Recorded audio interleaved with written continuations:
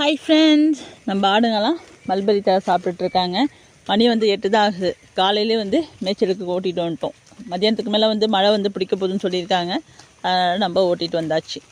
இதெல்லாம் சாப்பிட்டுட்ருக்காங்க. அதில் ஒன்று ஊஞ்சல் ஆடுறது மேலே ஏறி நின்றுக்கிட்டு எல்லாம் போடுன்னு போட்டுட்ருக்கானுங்களா. போட்டு உருவி தள்ளிங்கடா சொல்கிறேன். நம்ம அடை தீவனம் ஊற வச்சாச்சு. மண் மேலே வந்து கொட்டா கொட்டிகிட்டு இருக்காங்க. மழைக்கு முன்னாடி என்னென்ன வேலையை செய்யணுமோ செஞ்சு வச்சுப்போம். அது வருது வரல, அது அடுத்த பிரச்சனை.